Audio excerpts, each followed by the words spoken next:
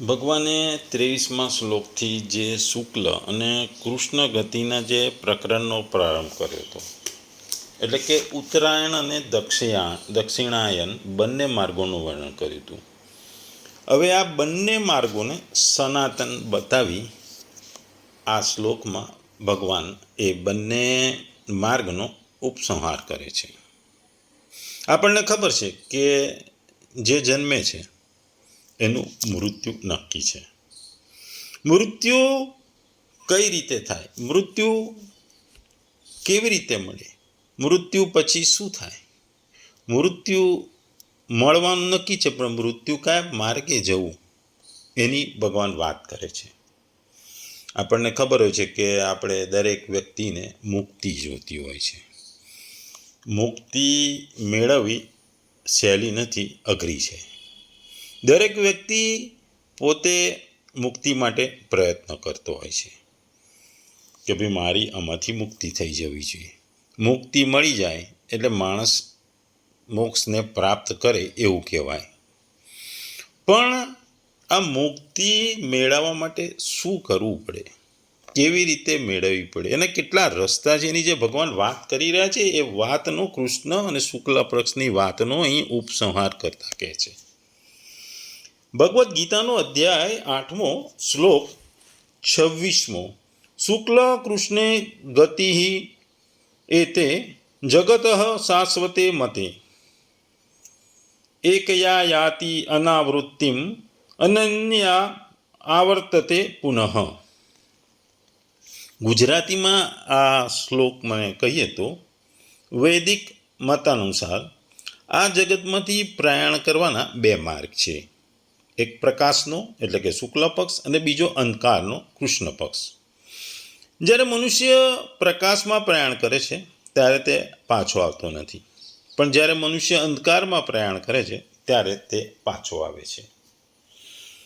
બીજા શબ્દોમાં જો ગુજરાતીને કહીએ, કેમ કે જગતના આ બે પ્રકારના શુક્લ અને કૃષ્ણ અર્થાત દેવયાન અને પિતૃયાન માર્ગ સનાતન મનાય છે. આ બેમાંથી એક માર્ગ દ્વારા જનાર જ્યાંથી પાછું નથી ફરતું એ પરમ ગતિને પામે છે, અને બીજા માર્ગ દ્વારા જનાર ફરી પાછો આવે છે, એટલે કે જન્મ મરણને પામે છે. આપણે આગળ કીધું એમ કે અહીં ખાસ કરીને ભગવાન બે માર્ગની વાત કરે છે.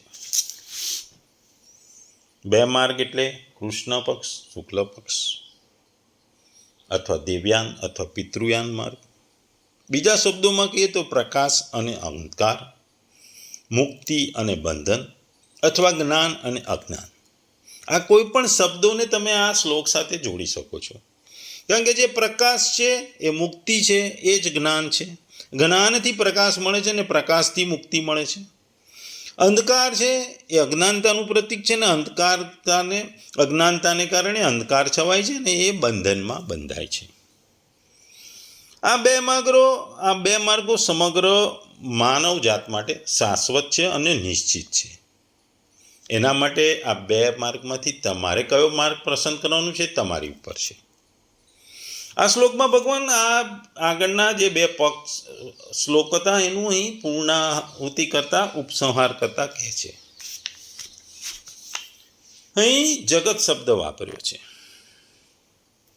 અહીં જગત પદ ઉપરના અને નીચેના લોકોમાં વિચરનારા બધા જ ચરાચર પ્રાણીઓ માટે છે, કારણ કે બધા જ પ્રાણીઓ અધિકાર પ્રાપ્ત થતા બંને માર્ગ દ્વારા જઈ શકે છે. 84 લાખ યોનિમાં ભટકીને ત્રસ્તેલા જીવન માત્રને ક્યારેક તો ભગવાનની દયા કરીને મનુષ્ય શરીર આપે છે અને પોતાના તથા દેવતાઓના લોકમાં જવાનો એક અવસર આપે છે. તે સમયે જો તે મનુષ્ય જીવનનો ઉપયોગ કરે કે સદુપયોગ કરે તો ગંતવ્ય સ્થાનને અવશ્ય પામે છે. બીજું ભગવાન કહે છે કે શુક્લ અને કૃષ્ણ માર્ગ શા માટે રાખવામાં આવે છે. પરમેશ્વરના પરમધામમાં જવાનો જે માર્ગ છે એ પ્રકાશમય એટલે કે દિવ્ય છે. તેના અધિષ્ઠા દેવતાઓ પણ બધા જ પ્રકાશમાન હોય છે, અને તે માર્ગે ગમન કરનારાઓને અંતઃકરણમાં પણ હંમેશા જ્ઞાનનો પ્રકાશ રહેતો છે. તેથી આ માર્ગનું નામ શુક્લ છે. બ્રહ્મના લોક સુધી બધા જ દેવલોકોમાં જવાનો જે માર્ગ છે તે શુક્લ માર્ગ છે. એ શુક્લ માર્ગ કરતાં અંધારયુક્ત છે. તેથી અધિદેવતાઓ પણ અંધકાર સ્વરૂપ છે ને તે માર્ગમાં ગમન કરતા લોકો અજ્ઞાનતાથી મોહિત છે. તેથી એ માર્ગને કૃષ્ણ માર્ગ કહેવામાં આવ્યો છે. અહીં ભગવાને અનાવૃત્તિ શબ્દ વાપર્યો છે. જ્યારે કોઈ સાધક પાછો ફરતો નથી તે ભગવાનનું પરમધામ છે તેનો વાચક અહીં અનાવૃત્તિ શબ્દ છે. પુનઃ આવર્તતે શબ્દ વાપર્યો છે. આનાથી ભગવાન એમ જણાવવા માગે છે કે જે કૃષ્ણ માર્ગ દ્વારા પ્રાપ્ત થનારા બધા જ લોકો પુનરાવૃત્તિવાળા છે. અર્થાત ત્યાંથી જીવાત્મા અથવા પ્રાણીઓ એ ભોગ પૂરા થયા પછી ફરી પાછું ફરવું પડે છે. ટૂંકમાં આ શ્લોકમાં ભગવાન કહે છે કે જે કૃષ્ણ પક્ષ છે કે શુક્લ માર્ગ છે, આ બંને માર્ગનો સંબંધ જગતના તમામ પ્રાણીઓ માટે છે, ચર અચર પ્રાણીઓ છે. એનો મતલબ એ છે કે ઉર્ધ્વ ગતિની સાથે મનુષ્યનો તો સાક્ષાત સંબંધ છે અને ચર અચર પ્રાણીઓ પરંપરાથી સંબંધ છે.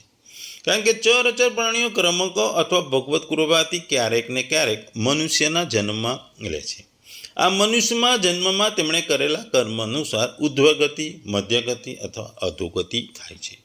હવે તેઓ ઉર્ધ્વગતિ પ્રાપ્ત કરે અથવા ન કરે, પરંતુ એ બધા સંબંધ ઉર્ધ્વગતિ અર્થાત શુક્લ અને કૃષ્ણ ગતિની સાથે જ છે.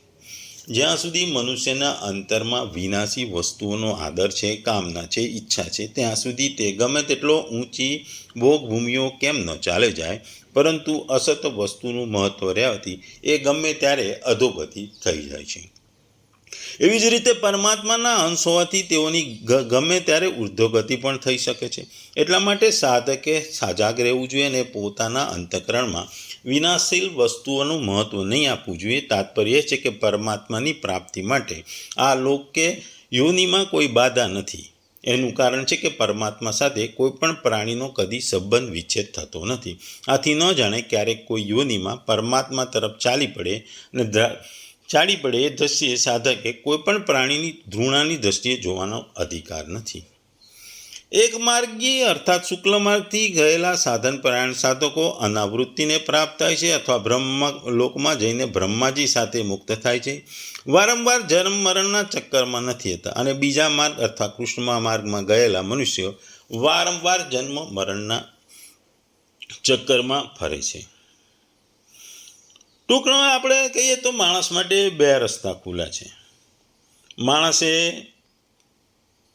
કયો રસ્તો પસંદ કરવાનો છે એ એના ઉપર આધાર રાખે છે. માણસ જ્ઞાન મેળવે છે, પૂર્ણતા પ્રાપ્ત કરે છે, ઉજવાળા એટલે પ્રકાશને લે છે, પ્રકાશને પ્રાપ્ત કરે છે, તો એ કૃષ્ણ શુક્લ પક્ષ દ્વારા એ પરમગતિને પામી અને મોક્ષને પામે છે. પણ જે માણસ અંધકારમાં જીવે છે, જે અજ્ઞાની હોય છે, એ માણસ એ ઉતરતો જાય છે. એ કૃષ્ણ પક્ષમાં દ્વારા ફરીથી જન્મ લે છે. કોઈ પણ માણસ પ્રકાશમાં ચડે તો તે ધન્ય છે, અને કોઈ માણસ અંધકારમાં ઉતરે તો એ માણસ જીવનની તમામ બીમારીઓ ભોગવે છે. બધા સાધકો નિશ્ચયપૂર્વક અજ્ઞાનની સામે પોતાનો ચહેરો સેટ કરવા દો અને આત્માના પ્રકાશ માટે ઉપર તરફ જુઓ.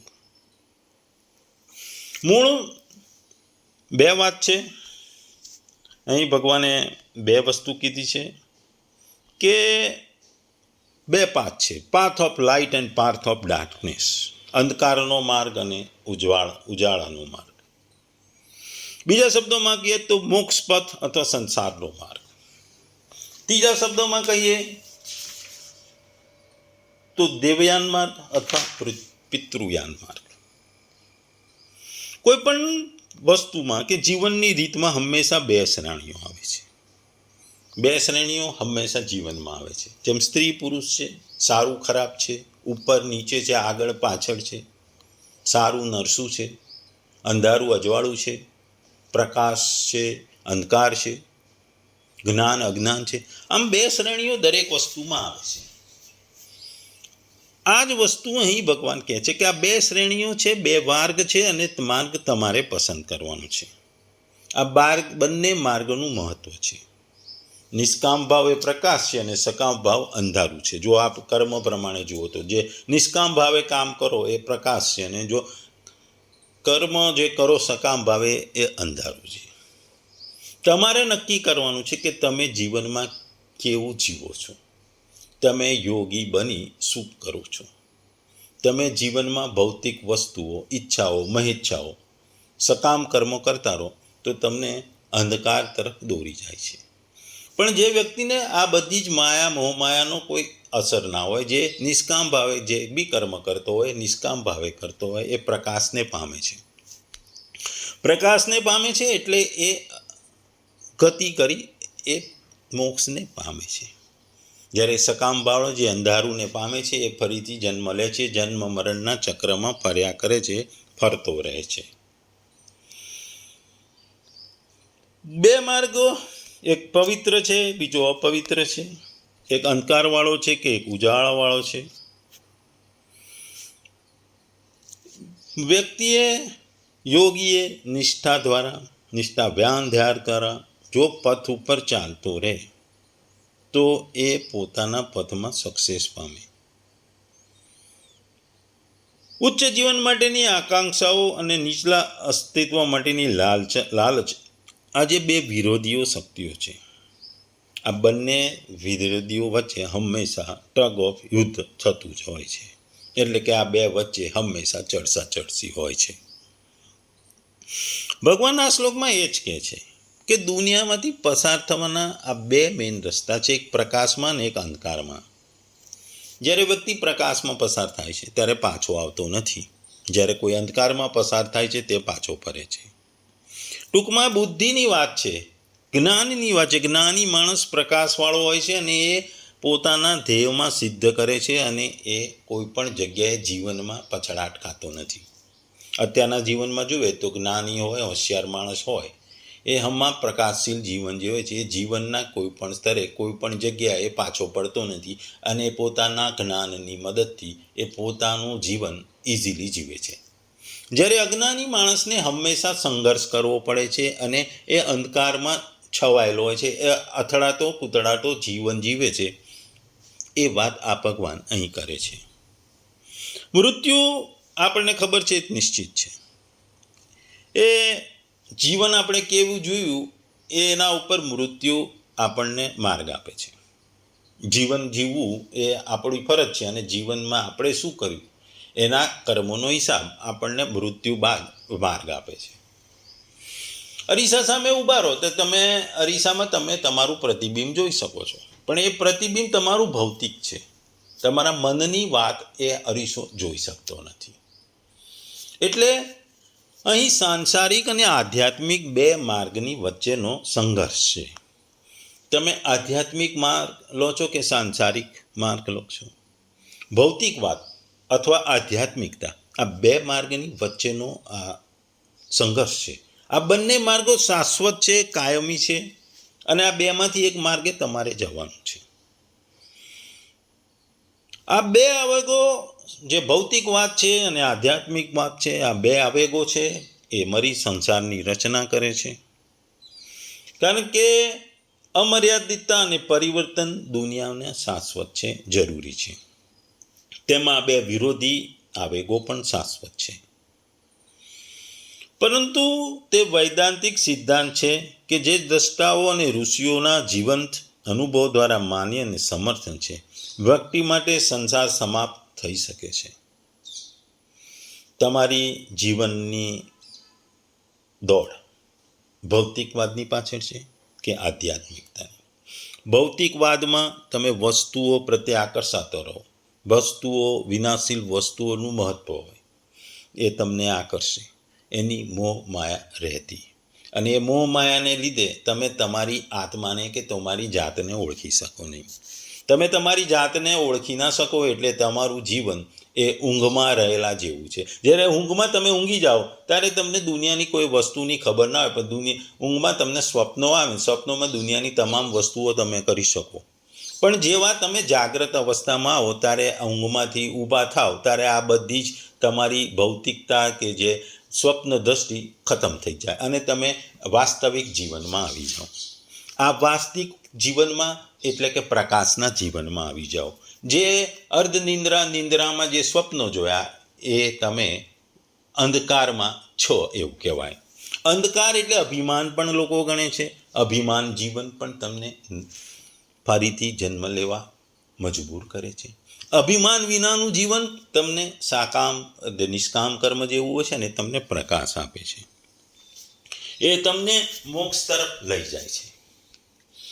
જીવનમાં મોક્ષ એટલે કે મુક્તિ માટે સર્વ કોઈ પ્રયાસ કરતા હોય છે. મુક્તિ જેને જ મળે છે કે જેને જીવનમાં કંઈક કર્યું હોય, જેણે પોતાની જાતને ઓળખ્યું હોય. કારણ કે મૃત્યુ નિશ્ચિત છે. મૃત્યુ હંમેશા નિશ્ચિત છે, ક્યારે આવવાનું એ ખબર નથી. પણ તમારે એ દરમિયાન તમારા જીવનને, તમારા આત્માને, તમારા મનને ઓળખી લો તો તમે અંધકારમાંથી બહાર આવી પ્રકાશ તરફ જાઓ એટલે મોક્ષ મળે, એટલે તમારી મુક્તિ થઈ જાય. અહંકાર, અંધકાર બધું એક જ છે. પ્રકાશ અને દિવ્ય પ્રકાશ, જ્ઞાન એ બધું એક જ છે. ટૂંકમાં જીવનમાં બુદ્ધિ, મનને જાગૃત કરવાનું છે. નિખાલસતાથી, સરળતાથી, મુક્તપણે કામ કરી તમારા આત્માના મનને ઓળખવાનું છે. માર્ગને તમે તમારી જાતને ઓળખશો એટલે સાચો માર્ગ તમને મળશે. આ સાચો માર્ગ તમને પ્રકાશ તરફ લઈ જશે. આ સાચો માર્ગ જ્ઞાનનો હોય છે ને જ્યાં તમને પ્રકાશનો તરફ લઈ જશે એટલે શુક્લ માર્ગે લઈ જશે. પણ જો તમે જીવન દરમિયાન તમારી જાતને કે તમારા આત્માને ન ઓળખી શકો તો તમે આત્માને પરમાત્માનું મિલન કરાવી ન શકો. એ તમે અંધકારમાં ડૂબી જાઓ એટલે વારંવાર તમારે પૃથ્વી ઉપર ફરી જન્મ લેવા પડે. એટલે બે માર્ગોના સંઘર્ષની અને બે માર્ગોની વાત ભગવાન આપણને અહીં કરી રહ્યા છે. તમારે એ માર્ગ નક્કી કરવાનો છે.